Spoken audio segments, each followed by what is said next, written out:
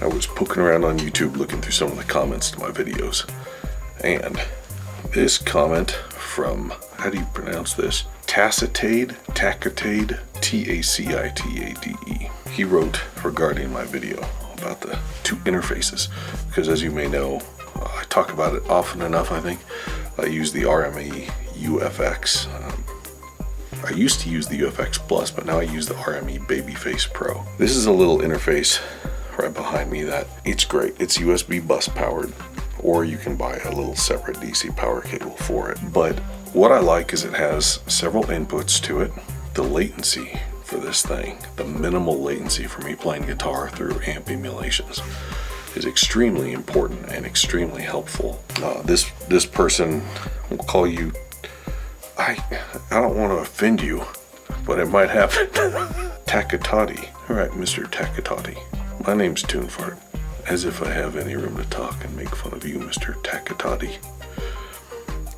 You say, is there no difference in sound quality between sound sources, regardless of the actual converter? I trust your own experience. For someone like me who doesn't need many inputs, the Babyface Pro would be the best, ? I'm hesitate whether I should go, period. UFX Babyface, period. I understand what you're saying. Your grammar is questionable. If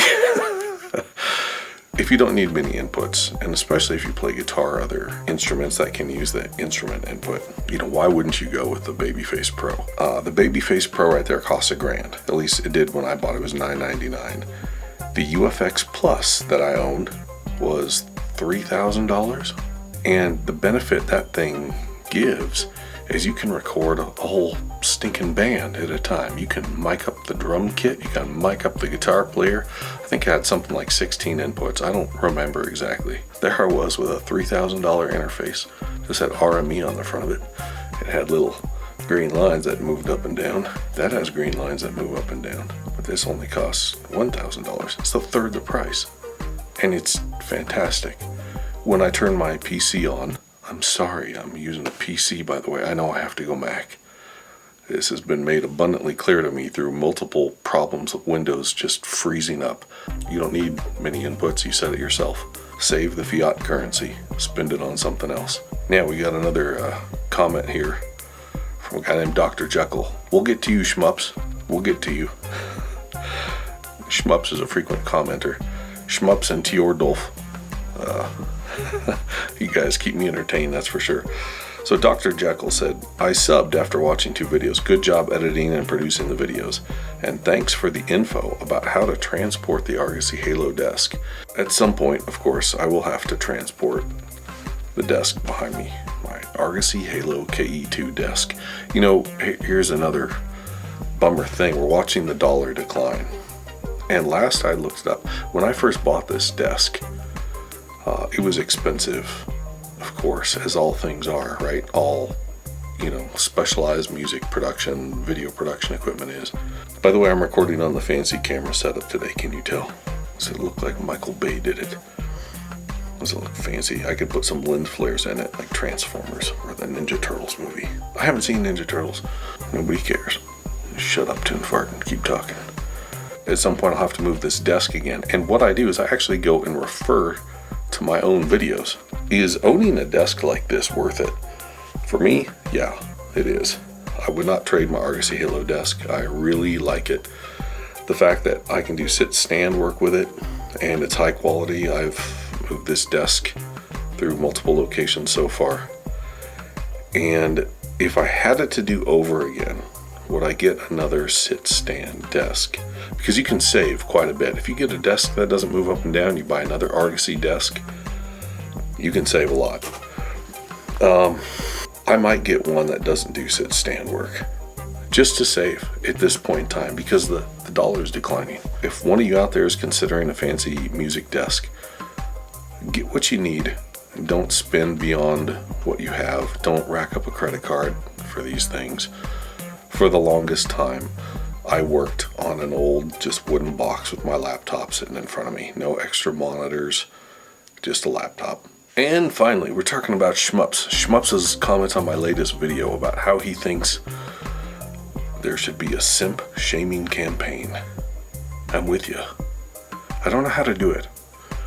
I thought about just going around town with a long camera lens. I could take this camera off the video setup and just stick a long lens on that sucker. Go around snapping pictures of people and then calling them simps online, showing their faces and making up stories about them. Look what this simp did. And then show some random screenshot of thumbnail of some, OF looking girl. They have the same look. A lot of these chicks now, they have the social media look. Have you seen that? They get, it has to do with the makeup and the hair and the eyebrows and the dead inside glazed over eyes. And then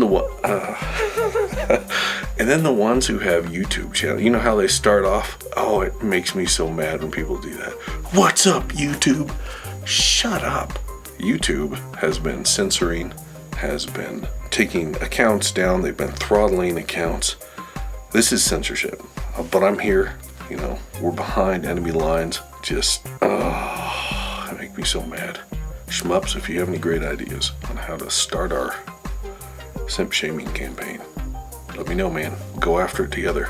Also on the video where I did the last video, the solo 18 in Life solo by Skid Row, Anthony Obermier 8191, I think I have the name right. Yeah, Anthony says, good job. Thanks, Anthony. Sincerely, well, thank you. A lot of times I don't spend my time learning the solos of other groups, other people's music, because it's just that, it's other people's music. And I figure, well, they played it and they can probably play it best because they wrote it.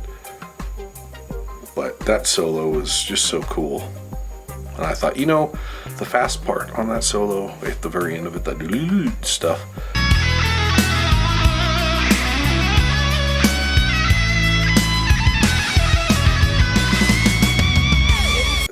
that came very easily to me. Not because I'm some sort of guitar savant. It's because the way that's played, the way Scotty played that, or the way I think he played it, is very similar to the way I practice normally.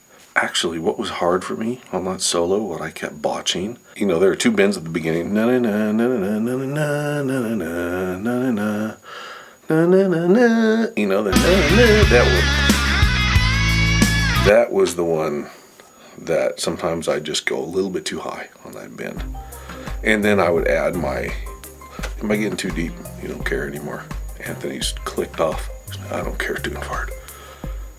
The point is, everyone has their own styles of playing, and at least for me, some things are hard that shouldn't be hard, I think.